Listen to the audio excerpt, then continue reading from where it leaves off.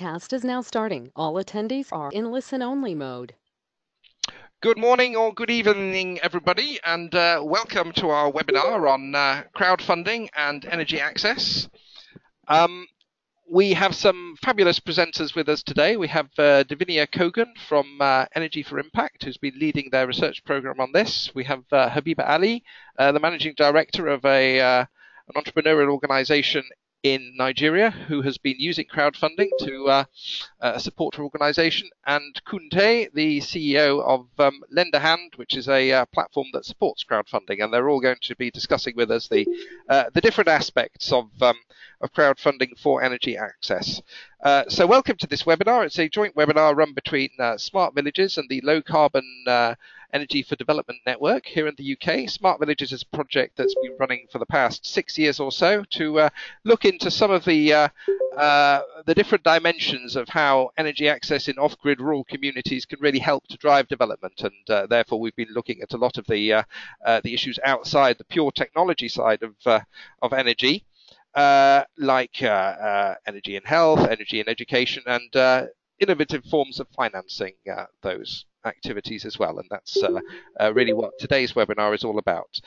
So I'll pass over to my colleague John Cloak from the LCDN to give a short welcome from them as well. Okay, hi everybody, and thanks very much indeed, Bernie, for that introduction. I am the National Network Manager for the Low Carbon Energy for Development Network, and for those of you who don't know anything about us, haven't heard anything about us, which is probably most of you, we developed in the UK in about 2012 with the view of encouraging a transdisciplinary activity in the academic sector at that point. Get social scientists to work with technical scientists to make energy initiatives, particularly community energy initiatives, more effective, because as hopefully we all know, there's no technological solution to the energy access problem. It has to be a solution provided by a multiplicity of actors, and the social side of things is at least as important. So since then we've grown into an extensive organization. We're not just academic, we're not just transdisciplinary, we're another buzzword. That means basically we have businesses who are members, we have NGO members like Smart Villages, and we have a lot of, we like to think, a lot of influence with at least some parts of the British government, the development. So we are a mixture of different actors, all concerned with low carbon energy for development, all working in different sectors, working at how to teach each other our different languages, how to explain stuff to each other, and how to harmonize our efforts as regards not just energy access, but how you make that low carbon energy access. That's about it, I think. Thanks, Bernie. Great, thanks a lot, John.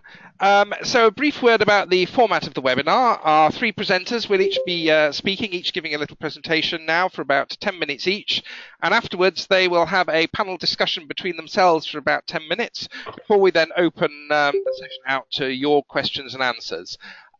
If you use the tool in front of you to submit questions to us through the webinar system, we will then direct those questions to the different participants for them to discuss, or if there's a simple factual question, to be able to respond directly to you.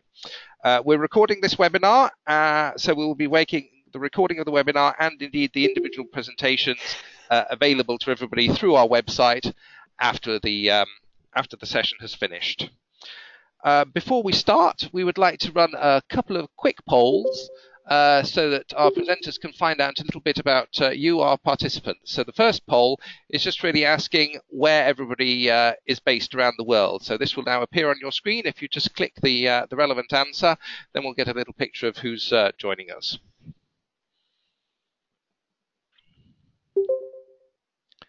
Okay, I'll let this run for another 5 seconds.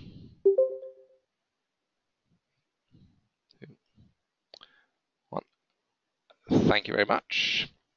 Right, that's great. So we have the majority of people in Europe. We have about 10% in the Americas. To everybody joining us from the Americas, you have our very great gratitude and congratulations, because it's a very antisocial time for you to be joining us. And about 10% from South Asia and the Middle East region as well. The second poll that we would like to run is about everybody's professional background. So what sort of sector are you working in, or are you most interested in? Whether it's public sector, maybe you're an entrepreneur, maybe you're from a university or an NGO. So if you'd like to give your answers on this now as well.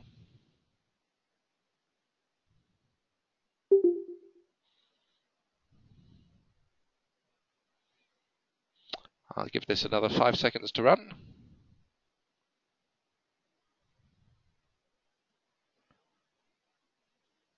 Excellent. Thank you all for that. That's very interesting. This is the highest number of people from entrepreneurial organisations or the private sector who have ever joined one of our webinar, maybe unsurprisingly given the subject of it. So over 40% of participants today are entrepreneurs or from the private sector. So I'm sure that will allow our presenters to adjust their remarks accordingly. And there's a nice cross-section other than the private sector, from people from academia, NGOs, and the public sector.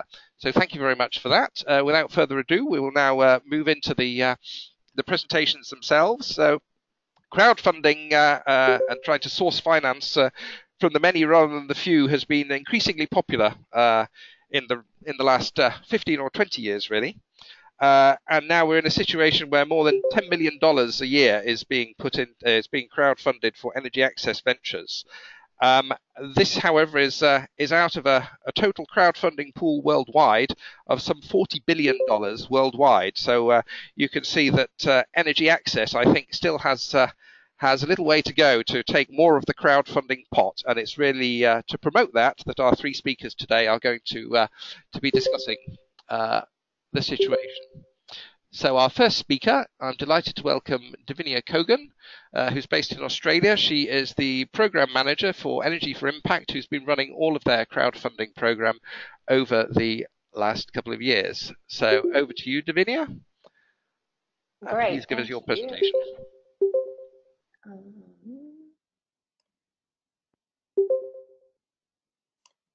Okay, great. Hopefully everybody can see the presentation. So I'm Davinia Cogan, and I've been working at Energy for Impact for about the last 5 years, and over the last 2.5 to 3 years, I've been a power program. So this program was set up, really a program to explore how crowdfunding could be used in the energy access space.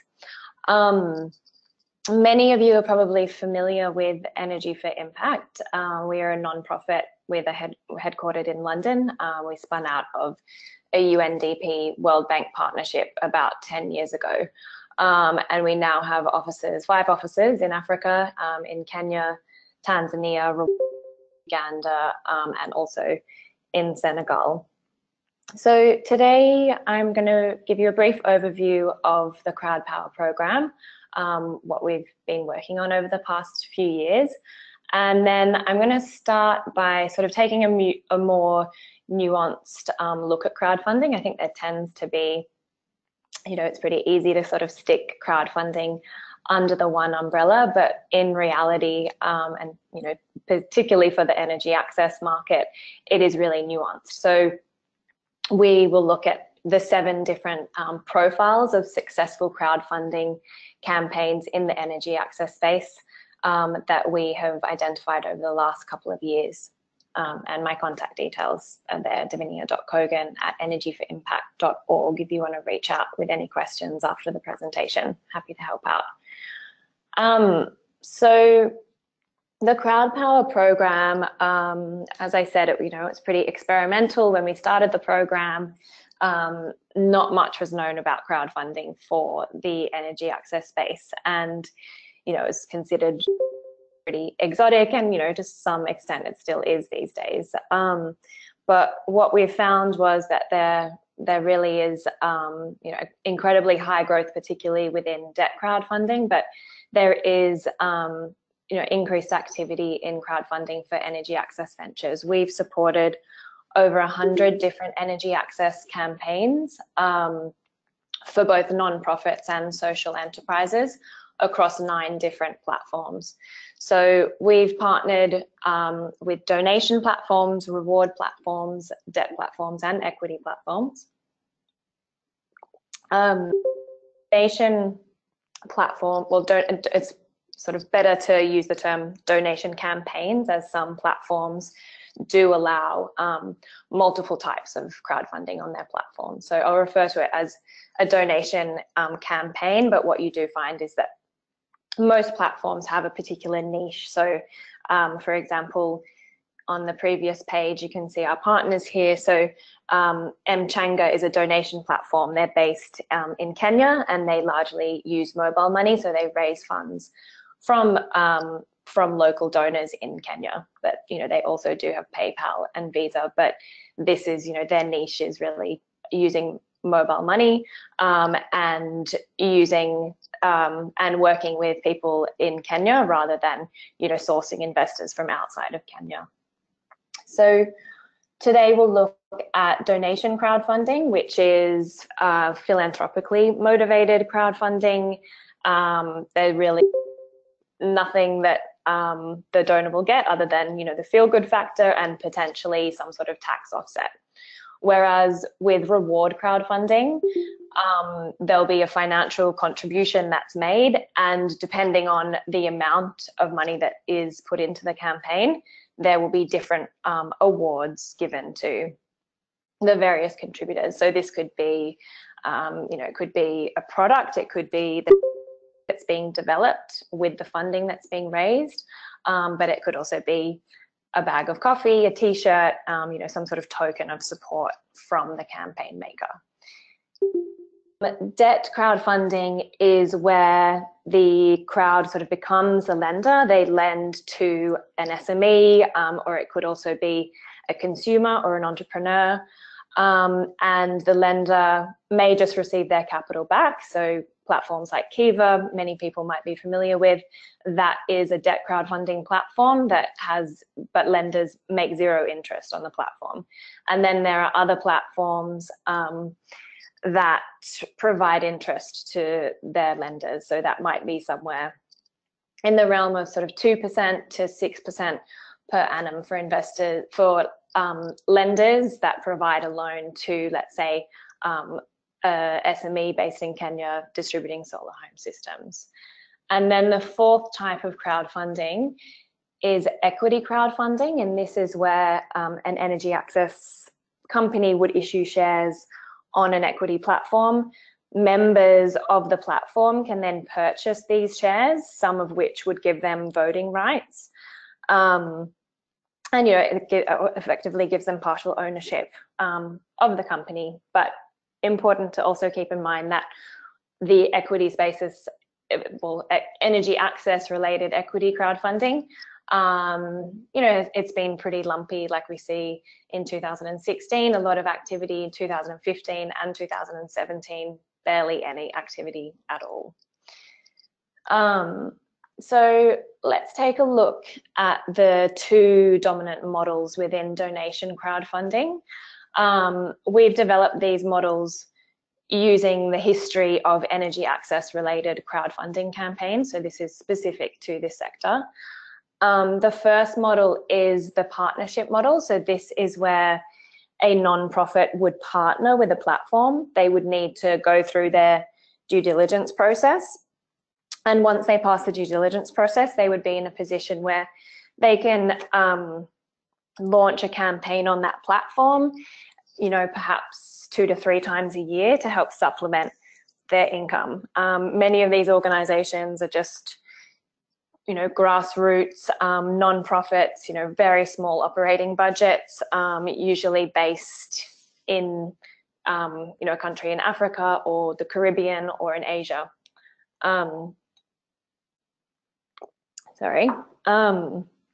And then the second type is the one-off fundraiser. So this is quite similar to a model that I'll go through in the reward section, but this is where a non-profit or a social enterprise raises funds usually from their network, so family and friends, and outreach is very, very important for these campaigns to be successful.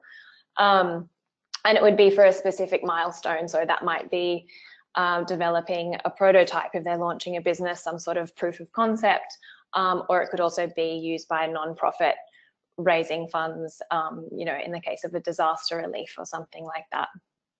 And for each of these sections, I'm going to give you a bit of an example of companies or nonprofits that have used crowdfunding to date. So this one was a campaign on the Mchanga platform by an MFI based in Kenya called Rafode. They raised over $18,000 to expand their renewable energy lending program. So this enabled them to train loan officers and also extend loans for solar lanterns and cook stoves. Yeah, so we will go into the reward. I'm sorry, I'm just mindful of time. I know I've made too many slides and I can probably get through in this amount of time. So I'll jump into reward crowdfunding, where we've got two models. Now, the most common model we see is the one that aggregates network contributions. This really acts as, you know, quasi equity or seed capital, where entrepreneurs can raise funds from their network. I think there, you know, tends to be sort of misinformation around crowdfunding, that you can just stick a campaign online and that the crowd will miraculously find you. What we've seen is that this is definitely not the case. Crowdfunding is really just a way to formalize contributions from family and friends. And if the marketing and outreach is really effective, you can, you know, raise a reasonable amount of funding. And it could be, you know, a much more efficient way, in this case, of raising, you know, somewhere between $30,000 and $50,000 than, you know, filling out 5 or 10 grant applications. That, you know, investing in producing a really quality crowdfunding campaign can be a much better use of time. And it also allows entrepreneurs to you know, basically have a fan base that they can call upon later on for both, you know, monetary and non-monetary support as they grow.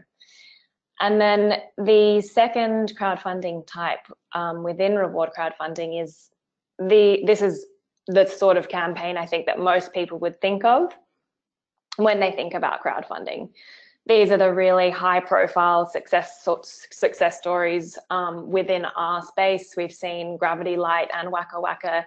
Each of them have raised close to $1 million through crowdfunding.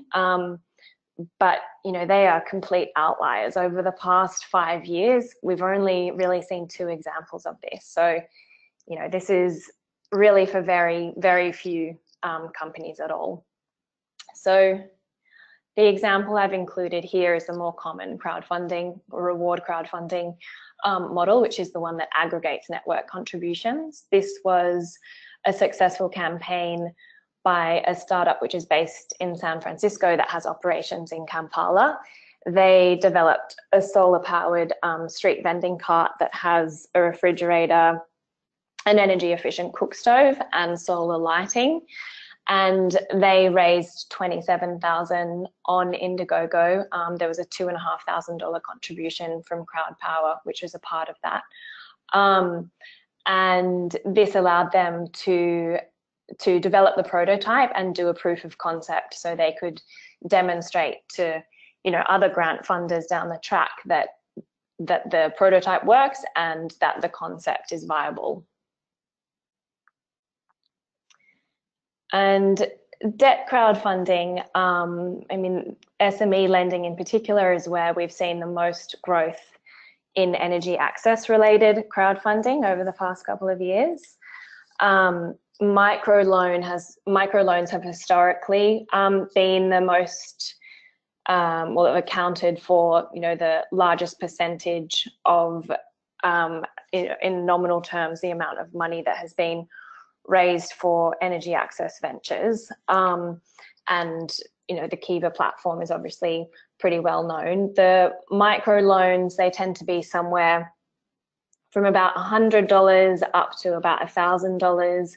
The loans tend to be for consumers, so a consumer purchasing a solar home system, for example, or it may be to an entrepreneur, you know, purchasing inventory like cook stoves or solar lanterns. And then The second model is the SME lending model. And this model, I mean, it really barely existed a couple of years ago. Not many platforms were active at all in the energy access space. There are probably, you know, a handful of working capital loans that had been made to solar home system distributors. But what we've seen over the past 12 to 18 months is really significant growth in this space. So Trine, which is a Swedish debt crowdfunding platform, they have just launched the largest debt crowdfunding campaign in this space, and it's a €1 million loan to B-Box, and I believe it's actually the first of 6 tranches. So it will effectively be, you know, a €6 million facility that's been raised through crowdfunding. So I think we're going to continue to see the growth of this sector over the next couple of years, and you know, there'll probably be a little bit more attention paid to crowdfunding. Won't just kind of be laughed off. But the thing to keep in mind, particularly with debt crowdfunding, is that, you know, there is a due diligence process here, that companies need to be able to demonstrate the ability to pay back the loan, and, you know, that it's not sort of an easy win, although when, you know, there are so many barriers to finance, debt crowdfunding can definitely play a really significant role here. One of the things we've been really interested in is, you know, how through this program we've worked with various different incentive types, and this example here is a campaign that we supported on the Trine platform. It was a campaign, $185,000 was raised by a Kenyan company, Powame, which distributes solar home systems. We provided a 50% co-guarantee on the loan. So along with their product manufacturer, Fossera, we provided first loss protection of 50% to the lenders that contributed to this campaign.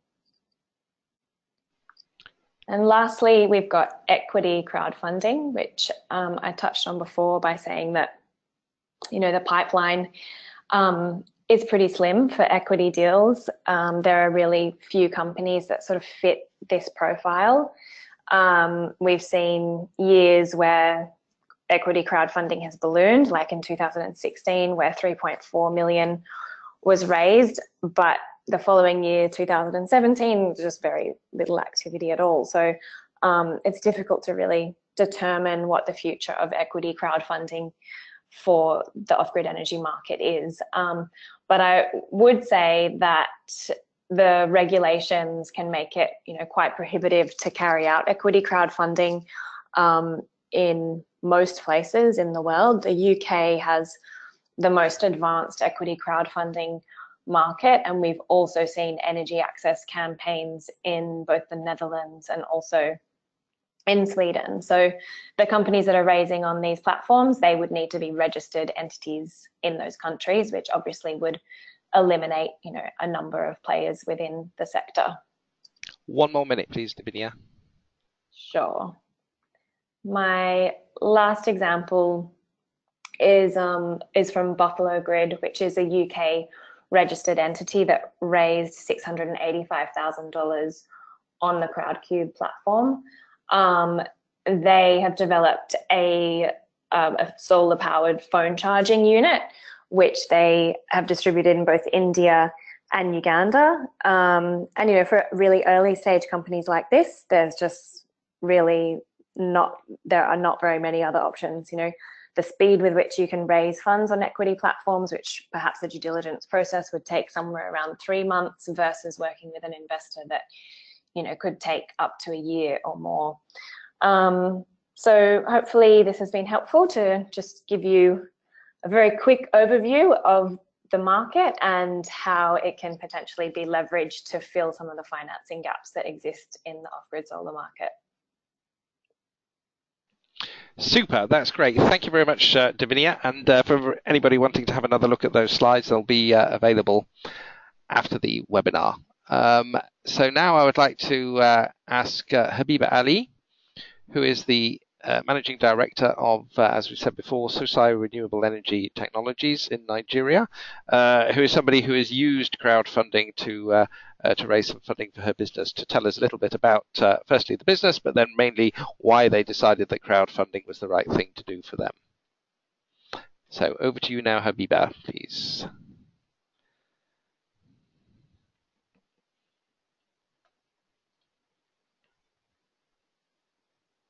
Bernie? Yes. Hello? Yes, yes. Okay, great. Thank you very much, Bernie. All right, thank you. So hi, everyone. Good morning, good evening for people who are about to bed. So my business is called Sosai. It's a household for excellence, and we've been in business for about 7 years now, going on 8. And when I started the business, it was all about how to support women in rural northern Nigeria, especially to get access to clean energy and reliable technologies to help in managing their lives. Because when you get into rural Nigeria, it's really a very huge energy poverty. In fact, Nigeria as a country has 180 million people, and the average access to energy, which is no news anymore in the space, is about 30%. And because we have to somehow get energy to continue our lives, we depend on our forests, and we lose about 350,000 hectares of woodland yearly for cooking energy, and also energy for other activities. So when I started the business, our mission was to use the resources that we had and everything that we could get to ensure that we provide better livelihoods to people in northern Nigeria. Northern Nigeria is already like 3 other West African countries pulled into one, because it's a very big country. So I thought that even addressing that space alone was going to be enough, because firewood was our go-to fuel for every kind of cooking and where you need it, and kerosene. Even though we're supposed to be an energy-rich country, sometimes it's really hard to find, and you have to queue up for days under the rain and under the sun before you can get kerosene to cook. So we decided to find solutions to solve these problems for people in rural communities. And some of our solutions are the solar lighting home systems, solar lanterns, improved cook stoves, and solar home systems for bigger units as well. When we started, we thought that, okay, these are solutions for people in rural areas, and we're doing all that we could to actually promote people using these technologies in rural communities. But one thing that we've come to find is that even in the urban areas and peri-urban areas, these were very important technologies for people as well, and everybody was looking for any which way to get energy to use. And as such, we found a lot of people depended on generators for energy in the urban areas, especially, even though in the rural areas we have a few people using generators as well, making Nigeria the biggest generator market globally. We generate about 13 gigawatts of energy from generators. What do we promise our customers? Because we're a Lighting Global certified distributor, we also want to provide for people who are down in the communities and rural areas, very good products that have integrity, products that have that are reliable. And the thing is, there's a lot of products in the market already. Before we came into the space in Nigeria, there were already a lot of products that were actually not leaving their name, and they broke down maybe 1 month, or sometimes you buy it and take it home and it's not working, and people just wanted to have energy. And then we also wanted to ensure that the people who we sell to had it easy when they buy these products and change habits, especially in the cook stove sector. Because one thing we found was people were so steeped in their using firewood and the traditional way, that changing habits was quite difficult for them. So what's the market that we're addressing? Like I said, we are talking about the 19 northern states. Only our self-available market is about 12 million people, and this is just 5 states of northern Nigeria. There's 19 northern states, and because people get married early in the north, it's a very traditional thing to get married at 18. we think that these are going to be the heads of households who make the decision to buy energy technology. So far, we've sold over 50,000 improved cook stoves, over 2,500 solar products. We have almost 500,000 people who have benefited from technologies that we've sent out there. MASI is Matang Ariwan Sosai initiative. This is when we started. Like I said in the beginning, we thought the best way to go into the communities and carry out this our crusade of delivering solar or improved cook stoves was to work with the women who, in essence, didn't have a very good economic status anyway. So we started working with women, and we call them Matang Ariwa, which is Women of the North for Excellence. And currently we have about 70 women we work with in different communities. And we've seen them, being so happy that they've got at least a 30% increase in their incomes. We've saved over 100,000 tons of CO2 and reduced family, so all the attendant benefits of clean technology have happened with our work. What is our competitive advantage? Even before the rise of, the popularity of pay-as-you-go, we had already started having, because people really could not afford, a $26 lamp was very expensive for any family, most families. So we had a way that we worked with the community leaders to give people products and they pay on installments, and then we collect our monies back. But one thing we found was that we were having over 30% defaults in payments, and this is the reason why we started also looking the pay-as-you-go way.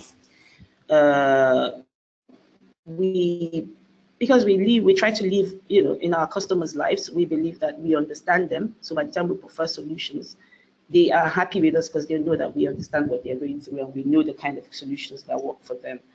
And through working with Sequest Capital in the United States, who had a clean development mechanism project in improved cook stoves in Nigeria, we had the opportunity to have this wide rural community-based network. So we have a lot of community leaders, district heads that we work with, so we know these people and we know how to get to them.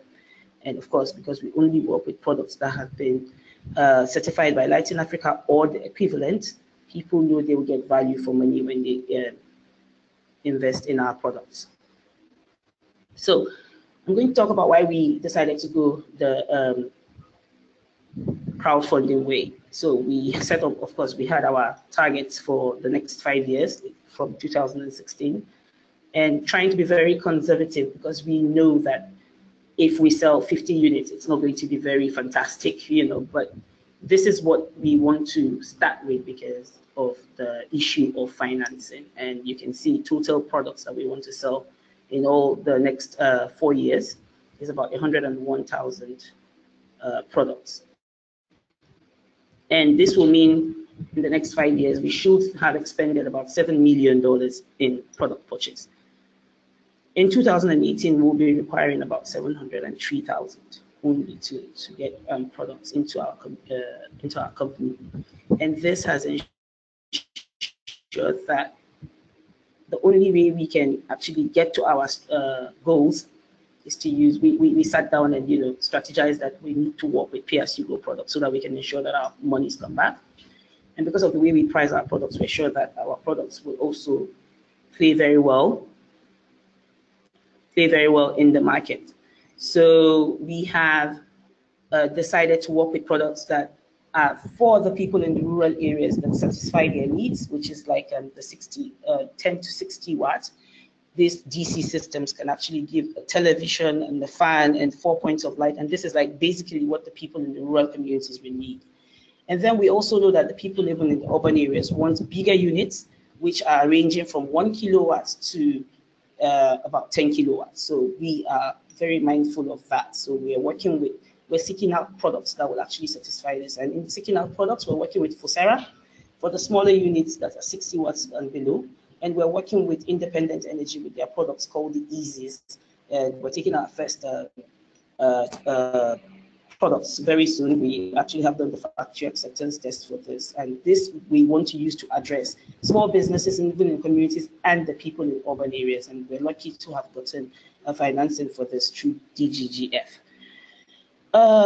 We also want to use our premises to have a sort of experience center where people can actually walk in and have an education on renewable energies and also understand how it works. And this we believe that will help to move the market and catalyze the market, especially in the space where we work. And we want to also intensify our relationship with our women, increase more women in our Mata Ariwan Sosai initiative, and also work more with other community heads. And we've got partnerships with very good manufacturers. We've got some multilateral bodies working with us, and we're working in all kinds of ways to ensure that we promote our products by educating people, showing them what the features are, ensuring that they get the benefits, and then they are loyal to us and want to buy products from us. So we went the crowdfunding way because we know there's a market, and we've been trying to raise financing for a very long time, trying to get money to buy the products. 2 years ago, we got the Central Bank of Nigeria had a scheme they called MSME loans, and the idea was to give us single-digit loans so that we could actually do our business. We got the facility letter, the offer letter, and everything, but we still didn't get the financing, and this was supposed to be financing for 9%. And we know that we have the Lighting Global certified products, and this could actually go down there. But we know that these products, because they are very good products, they also have a high price. So, and my team is quite knowledgeable have a huge knowledge in entering the communities, and they understand how to work. So we thought we must do something. We can't just sit back and cry that the products are too expensive. We can't get money. And if you want to get money, all right, if you want to get money from the banks, you have to pay very expensive rates, which is about 25%. So we decided to go the crowdfunding way, and our first experience was with Kiva, through Barefoot Power. We got $22,950, and then we tried by ourselves again directly with Kiva through the DSE, and we're talking with them again currently to do another one for about 40,000. We've been on the Betterverse platform 3 times, and we just recently closed the third one, fully funded, and hopefully the Betterverse platform will ensure that we bring over 1,000 Fosera products into the country. So far, the impact of this crowdfunding to us has been that it has helped to achieve some of the impacts that I listed above before now. And we have a large base of rural women who own a business now in energy. And these are the kind of businesses we see. We've got women. We've supported through the Kiva DSE loan. We supported women to buy solar chest freezers, solar dryers, solar kiosks, and we've been able to train artisans in building the input cook stoves in communities. And some of the women also sell solar lanterns in their communities, and they get a commission for doing that. So if you want to go into crowdfunding, it's not easy, and Davinia has said a lot about it. You have to do a lot of work yourself by promoting, be sure that the terms are okay by you, be transparent during the whole process, and be sure that you you share with them what you really want to do with the money. So it's a winning project for the crowdfunding. What will make your project win is you should have measurable impacts, which is what is very important for a lot of these platforms.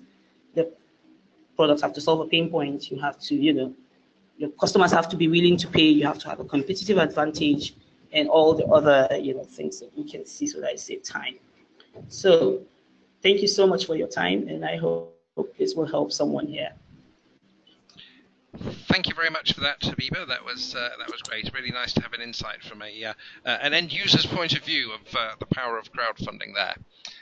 So now, without any ado, we will move on to Koen, who is the CEO of Lendahand Ethex, who are a crowdfunding platform provider and sort of the lubricant that makes all of this work.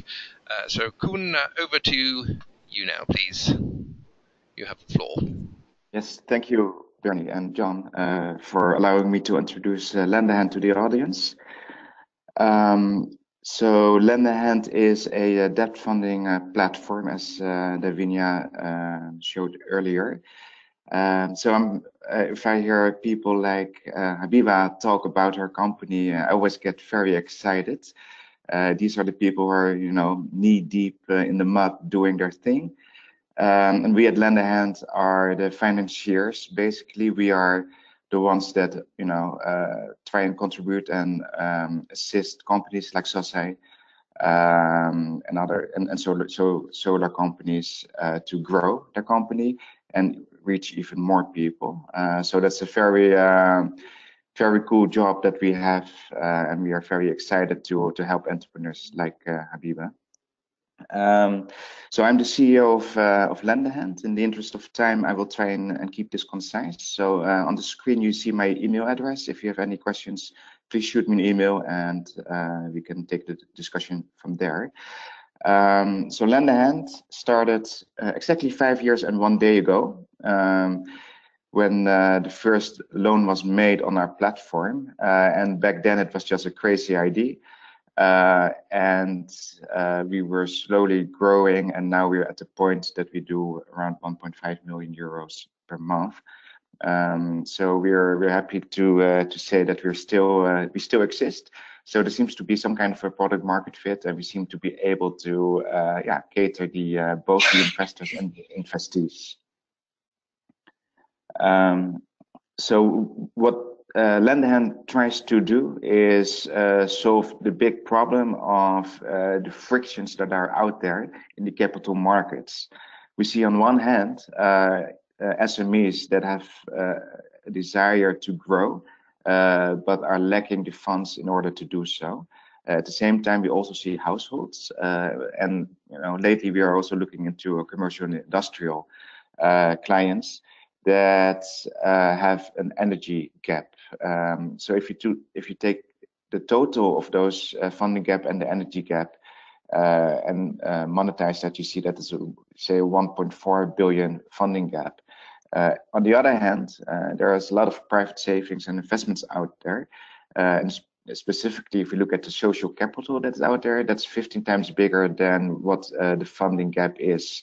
So we feel that there is it's frictions that is holding SMEs and households back in order to grow their businesses or get access to energy. And we feel that with the technology that is currently available, these frictions should not be there, and that's what Lendahand tries to solve. So we are not inventing, we are executing. We are running a technology platform that allows investors with even small amounts. We started 50 euros. You can already lend to companies that are active in the solar space. That can be solar home systems, but it can also be EPCs or other companies. And specifically at Lendahand, we not only look at solar, we also look at other forms of renewable energy, such as biogas, cook stoves, and we also look at SMEs that are able to create jobs, because we also feel that creation of jobs is very important for families in order to help themselves grow out of poverty. So how do we do that? So we've set up an online platform, which is, and on that online platform, you can either finance as a crowd investor, what we call a local partner. A local partner is a financial institution, and that financial institution then on-lends that to small SMEs. These SMEs typically have a funding need of around 10,000 euros, the equivalent of that, of course, in local currency. Or you can finance companies directly, and those companies are often then active in the solar space. So it can be both ways.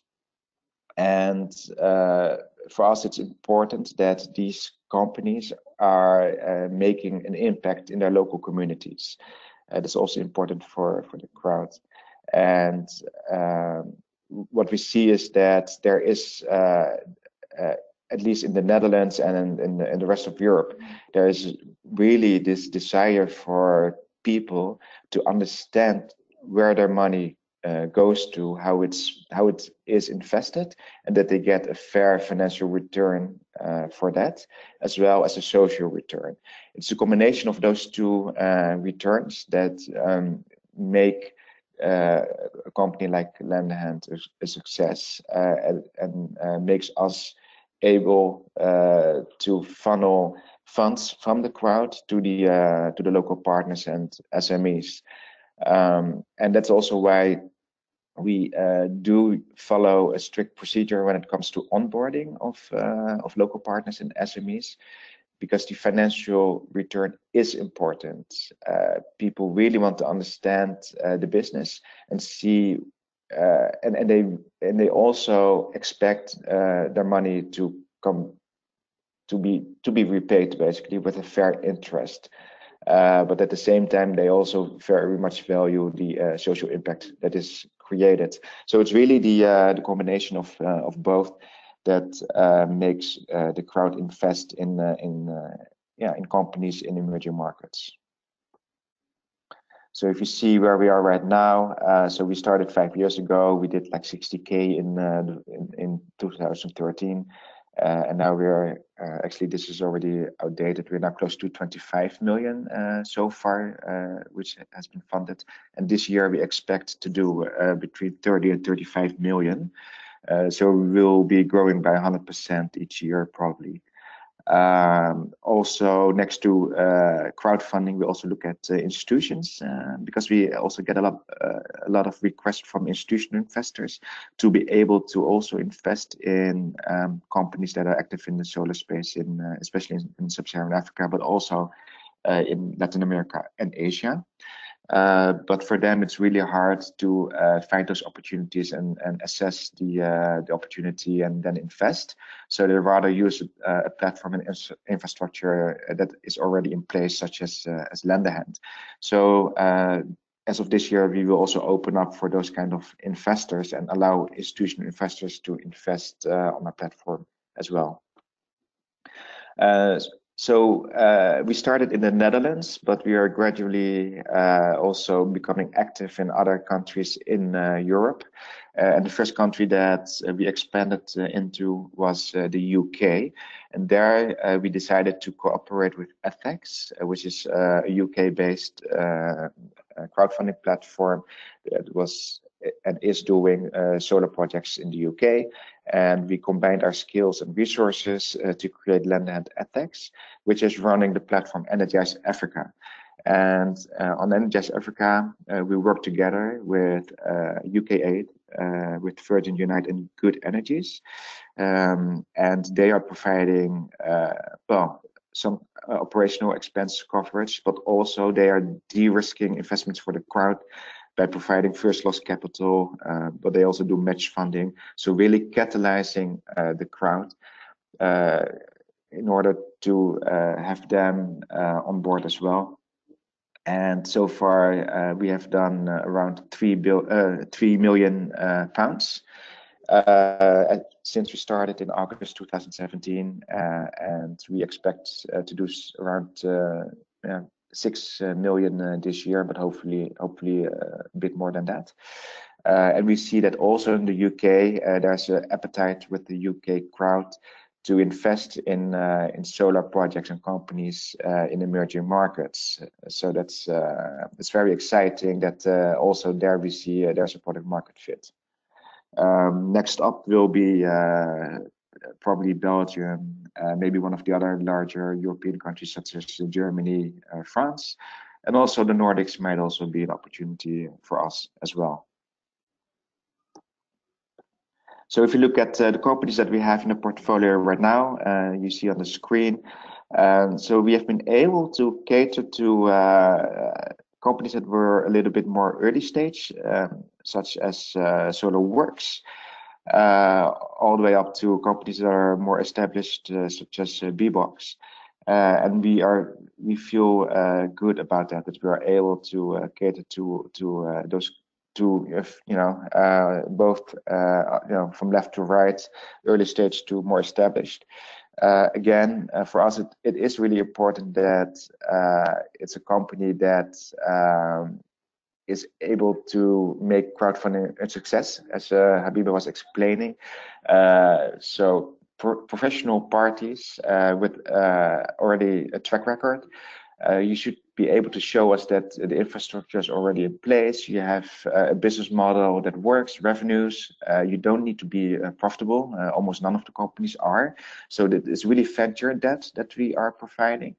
But we need to be we need to have the comfort that this is a company that is able to repay on its principal, including interest, and that makes that you already have to have a sales distribution in place, experience management, and if that is the case, then we are able to do an assessment and see if we can also onboard you on a platform. And once you are a company on our platform, then you can raise the funds when you need it and only pay interest on the funds that you actually also have. We work with what we call a credit facility. So so for instance, the credit facility is 2.5 million per year. It means that on a monthly basis, on average, you can draw down 200,000 euros from our platform by uploading a project. So you upload a project, it gets fully funded, and then we transfer the money to you, and then you can use that, for instance, to ship another container or for other working capital needs. It can also be for receivables financing, so that that is all possible. The company can choose the amount and the maturity, and so match the funding needs with the funding itself.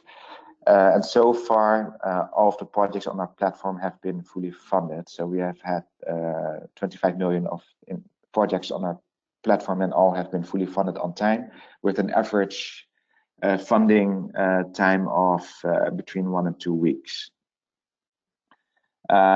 We find that as a social fintech company, we don't have legacy. We don't have a big office. We have a small team. We don't have legacy IT systems. We are able to price. We are able to price competitively.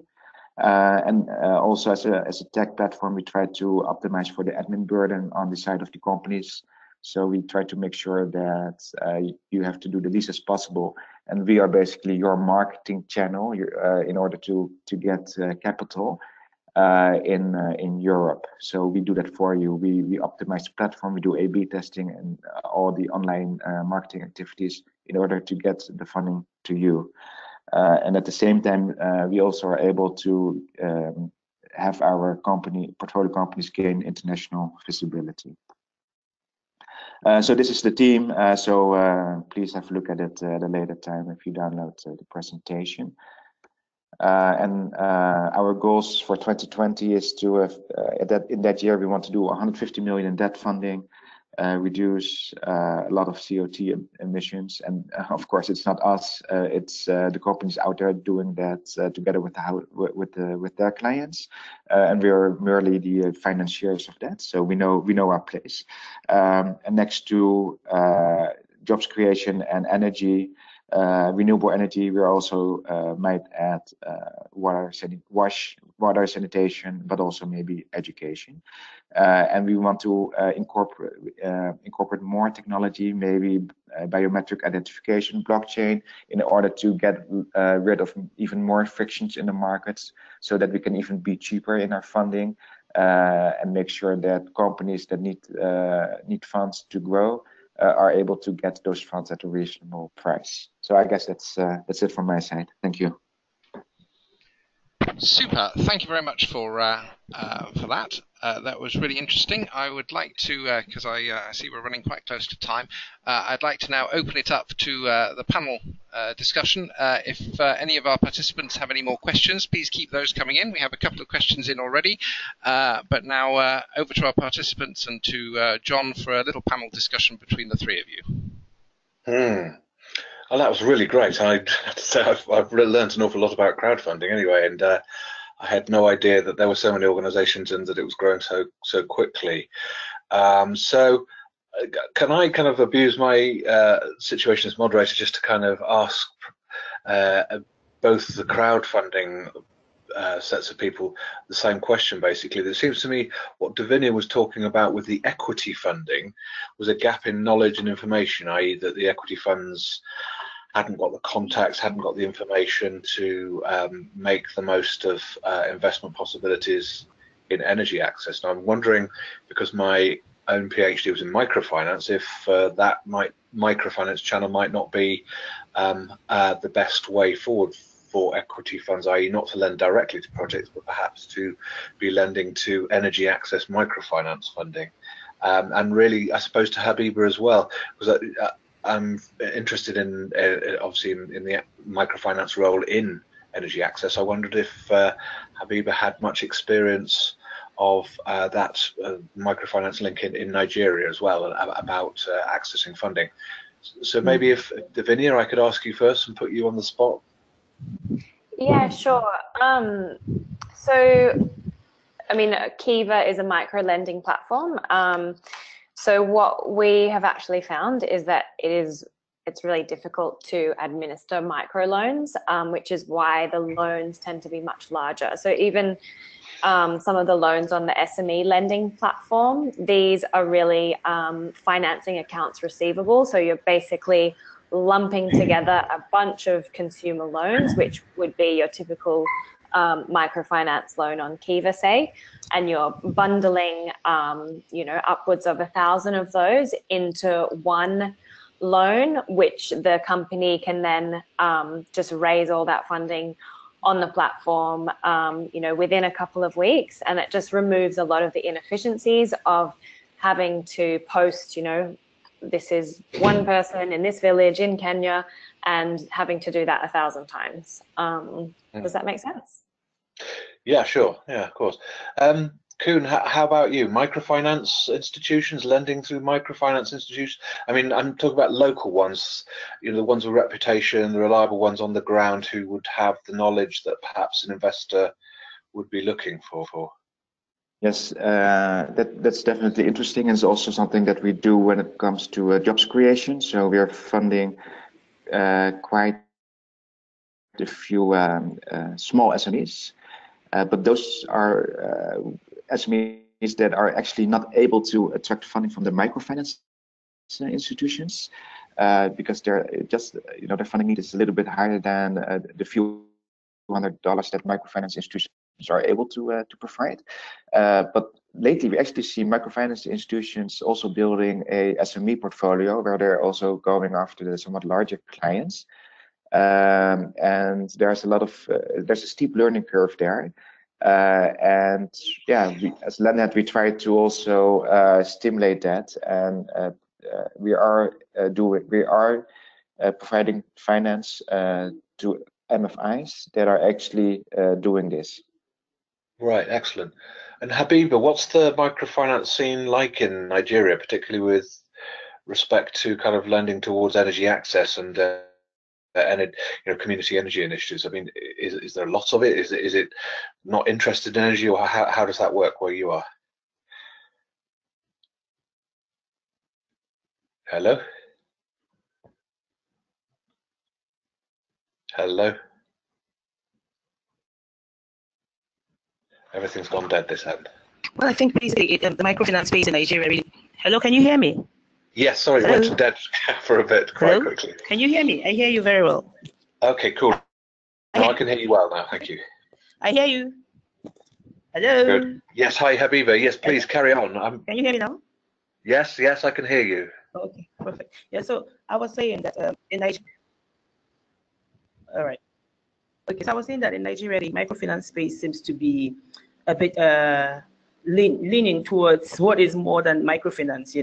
For me, I will just limit my answers to my experience with them. I have actually tried to talk with them before the pay-as-you-go option became quite popular. popular.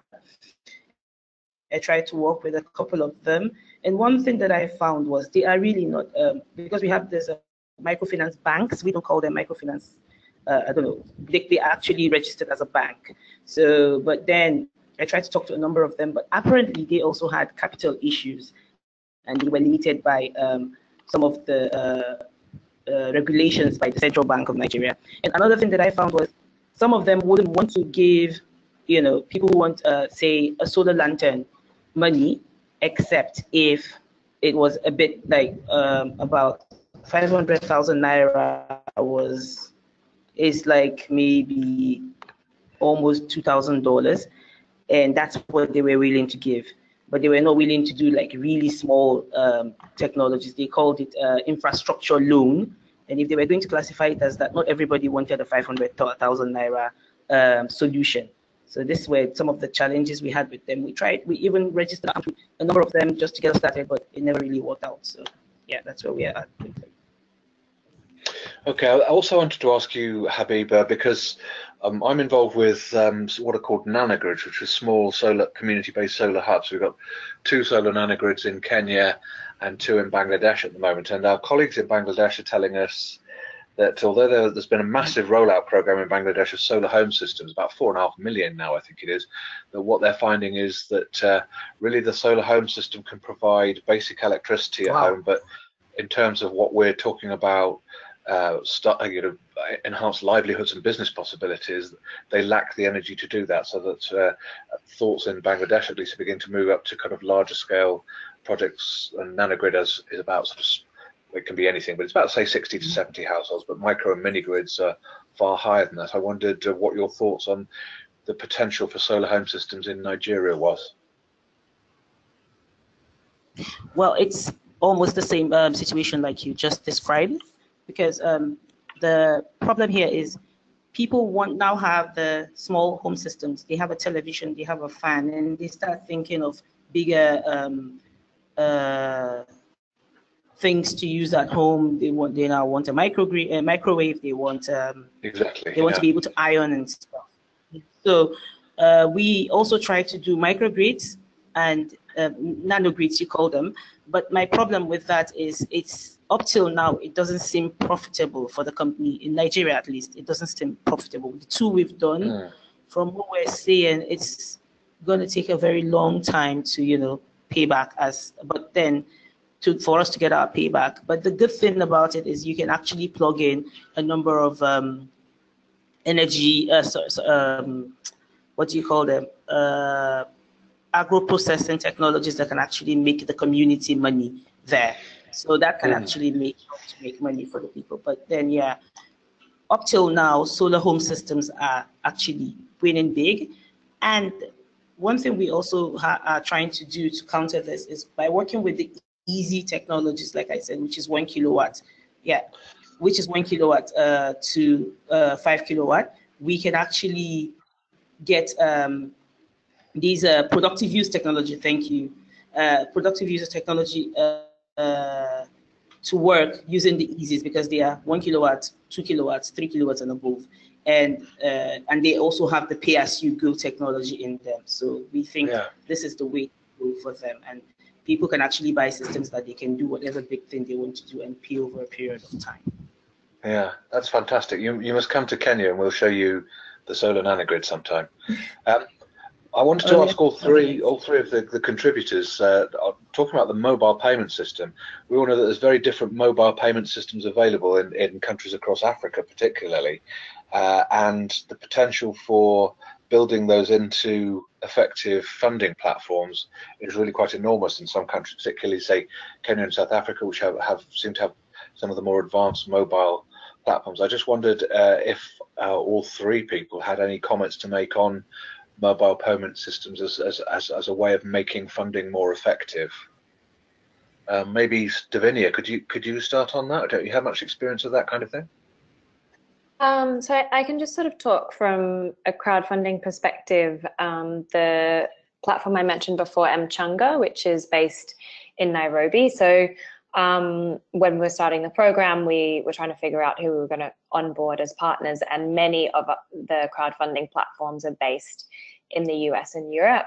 And Mchanga was really only one of the only platforms based in Kenya, and they do utilize mobile money. Now, there were a couple of examples of crowdfunding prior to this, which had utilized the Indiegogo platform, and this is really where mobile money plays a really important role here, and that you really need to choose your platform that is relevant to the people contributing to your campaign.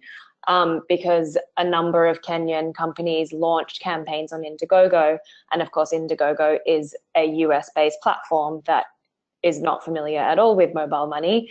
So none of their network was able to contribute to the campaign because they didn't have PayPal and Visa cards.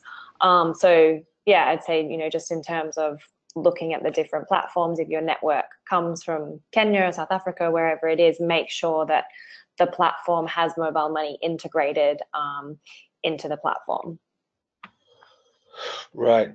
And Koen, what's your experience of knowledge of mobile payment systems, you know, with respect to your operation, or is it something that you don't really, you know, have come to contact with yourself that much? Not that much, but we see that we see it as an enabler. That's also not surprising if you look at our portfolio, that the concentration is in Kenya, because mobile payments is an enabler for pay-as-you-go companies to become active. Having said that, we are now also looking at companies or active with companies in Zambia, Mozambique, maybe later stage Senegal. So you know, where mobile payments is much less of you know, an infrastructure. So it's definitely not you know, mandatory to have it in place, but it will definitely help. So we in Kenya, where we work, we have Kenya has a very extensive and really quite advanced mobile payment system, and everybody there is used to paying forward on a pay-as-you-go system. But Bangladesh has just as an extensive mobile network, but in the two projects we have there, it's because the mobile payment system doesn't work at all in that respect.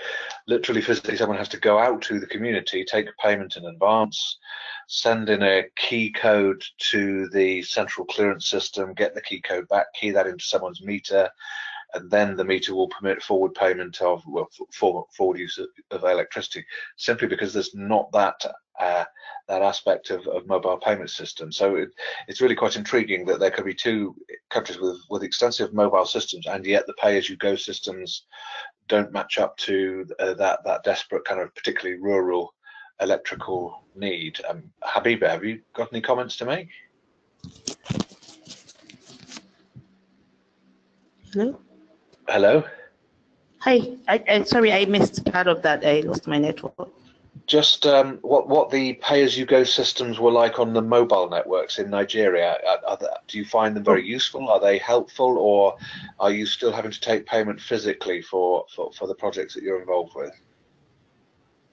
Yeah, for me, we're actually using you know, mobile money is still not popular in Nigeria. It's not like in Kenya or Uganda.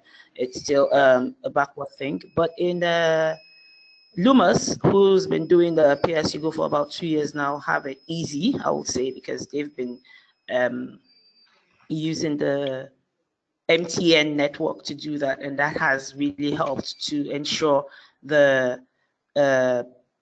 deployment of these systems.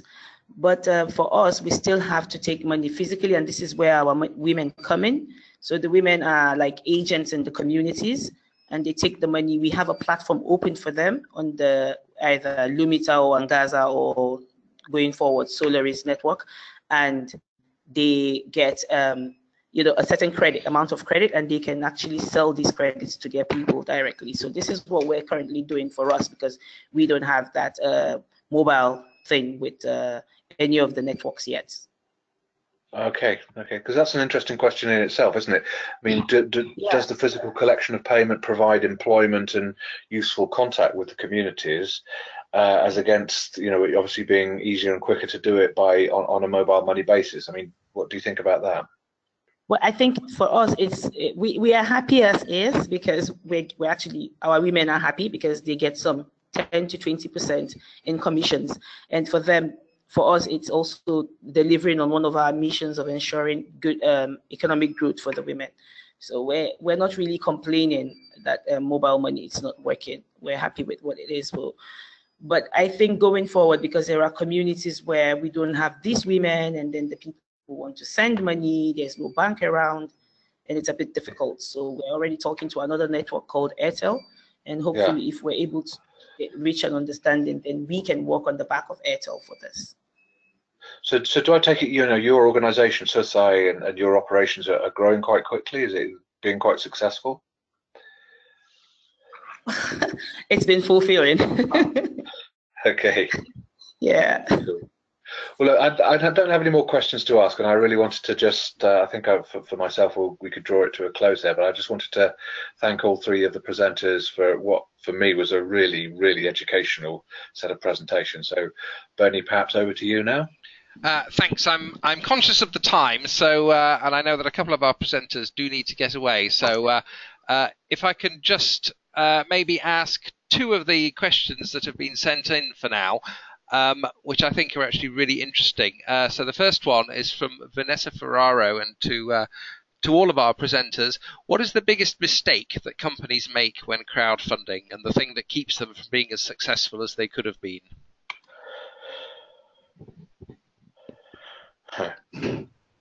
Maybe we should start with Koen, who maybe has the greatest cross-sectional experience there. The biggest mistake, that's actually a very good question. So yeah, what I think from my experience is maybe to how do you say it, to misjudge the power of the crowd.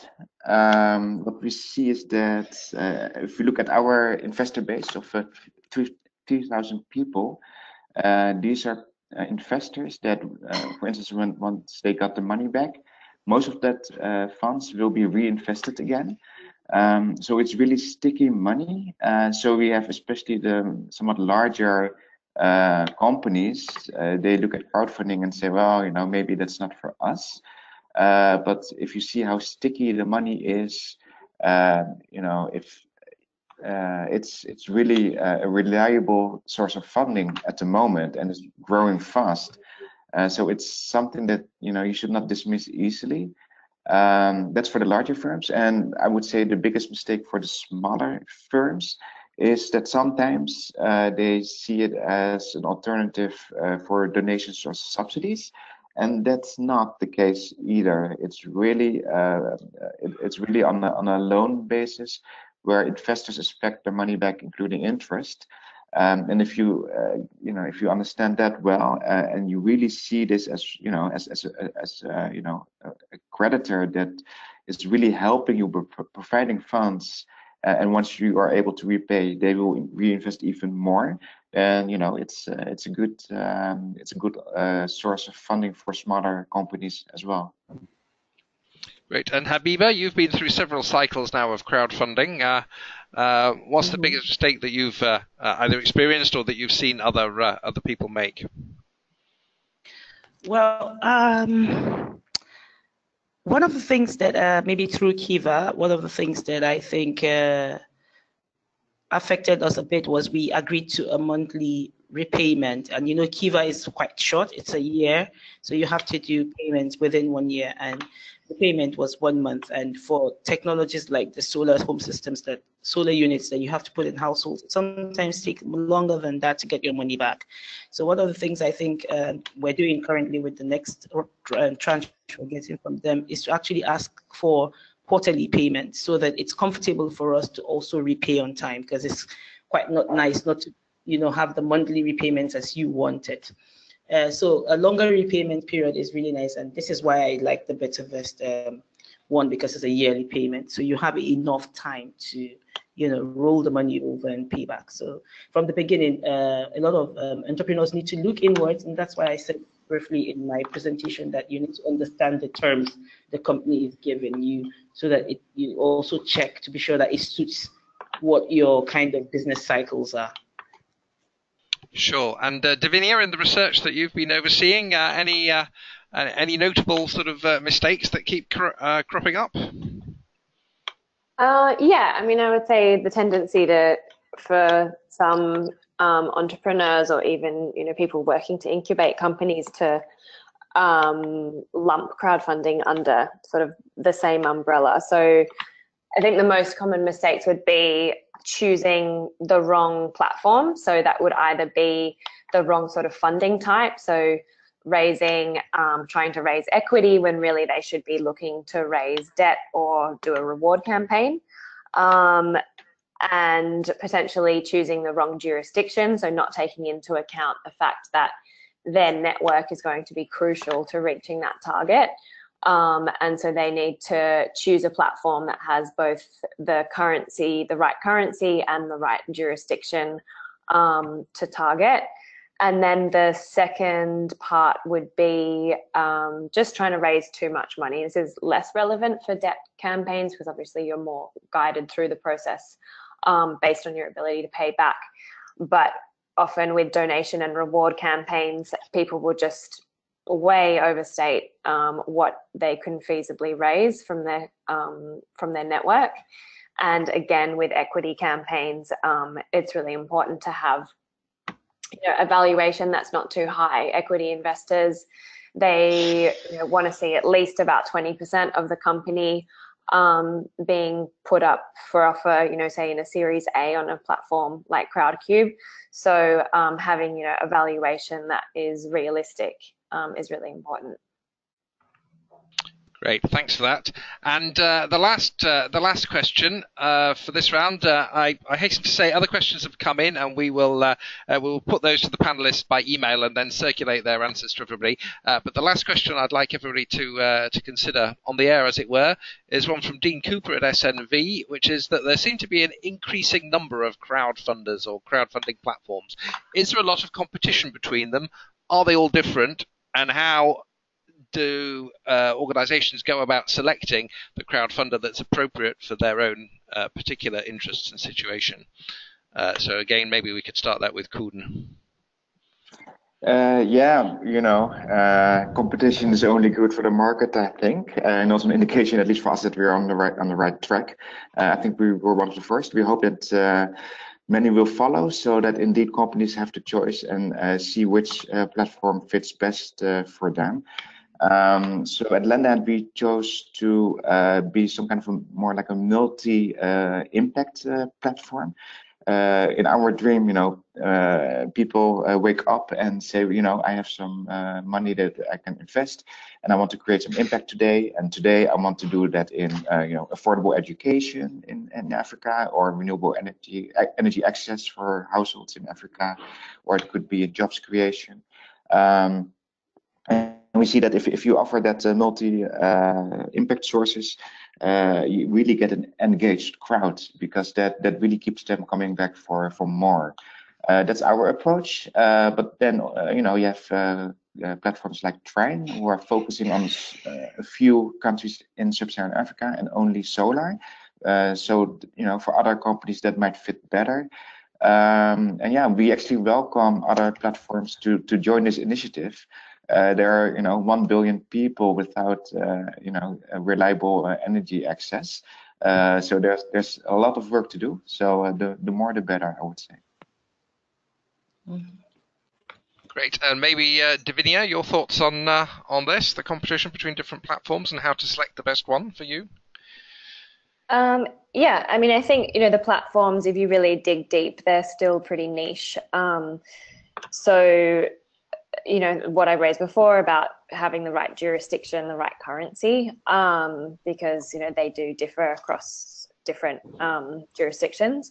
And then the other thing I would mention is that because they are so niche, there's actually a fair bit of collaboration amongst the various platforms. So, for example, the Kiva DSE pilot, so Director of Social Enterprise pilot, which Habiba mentioned earlier, these loans only go up to about $50,000, and some of the larger SME lending platforms like BetterVest, like Trine, like Lendahand, actually work pretty closely with Kiva to see what the pipeline of their borrowers looks like. And once they have repaid loans, they can potentially graduate to some of the larger facilities operated by, offered by those larger SME lending platforms.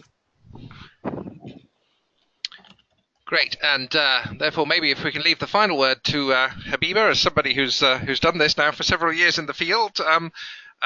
So what was the difference for you between the different providers, and how did you go about selecting the right one for each crowdfunding mission that you went for?